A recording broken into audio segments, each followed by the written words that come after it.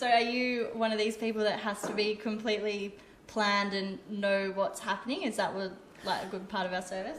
Yeah, I mean, certainly for me, I like to know where I'm going, and I like to know how it's done, and I mean, I suppose my background is as an analytical chemist, so I analyse everything, and being from that background, you like to know exactly what you've got, what's needed, and I like things to be stress-free as well. So so all those things combined made the service great. So. Okay, so you get to Australia and you're looking for a job. How was that? The great thing for me over the last while is, and I'm sure a lot of other people can testify to the same. Maybe I was just very lucky. I got a job straight away. And I have to say, I haven't been out of work since, which is great. I've changed jobs because initially I got the contract-based work, which was 6-month contracts in labs and things like that. But I got it immediately, which was fantastic. And as soon as one contract ended, another one came along. And I think the other amazing thing was that the level of jobs. There was opportunities that were presented to me here in Australia that I didn't get back in Ireland. I got jobs where I always knew I could do it back in Ireland, but for whatever reason I just wasn't getting the chance to do it. And when I came over here, I applied for a manager's job, and in fairness, they gave me the chance to do it. So that's, what more do you want? So Awesome. This is great. The adjustment from what it's like working in Ireland to here, very different?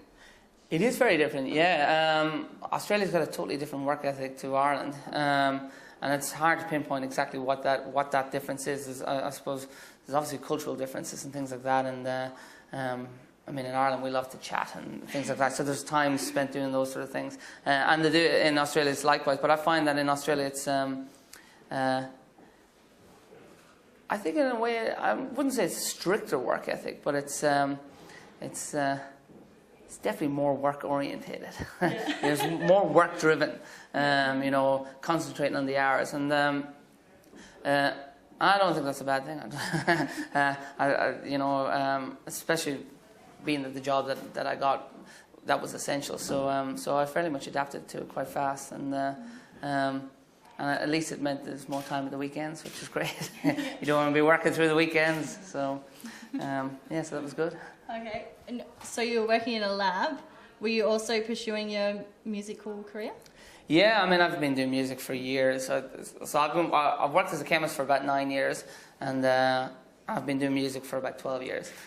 So I've always done music, and I've always worked as a chemist. So I've always combined the two of them. And yeah, again, another thing that happened when I came over to Australia, I got a gig quite fast as well, which was another thing I was worried about, because you know, again, I had all my contacts in Ireland, and I came over here suddenly thinking I wouldn't be able to get started up again, and that didn't happen. So yeah, so I've gigged continuously since, so.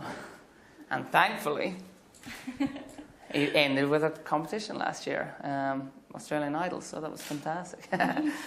So leaving like all of your contacts in Ireland, leaving your family as well, did you feel like you were taking a massive risk migrating to Australia?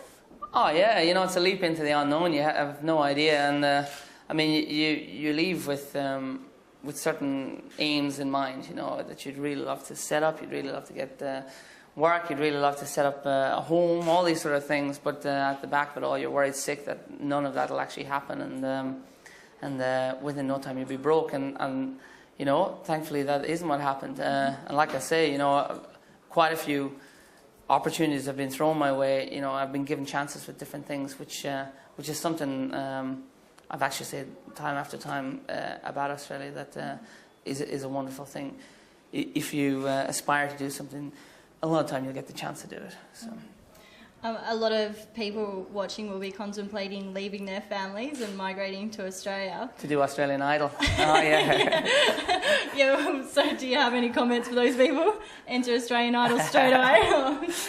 No, no. You know, for anyone who's planning on doing a trip to Australia, my I suppose my take on it would be, you know, go for it. You do have to be ready for the change, and you got to embrace the change as well. You can't. I don't think it's healthy come to a whole new country and then trying to hold on to everything that was of your previous country, because basically you're just not moving with it. You've really got to just get in there. You got to get the jobs. You've got to interact with everybody around you and experience the life properly. And by doing that, you make a life for yourself. And all I would say is give it a go. There's nothing to lose. Yep. Okay, so your album's been released in the UK as well, and it's in the top 10. What's it like going back there and being a huge star now?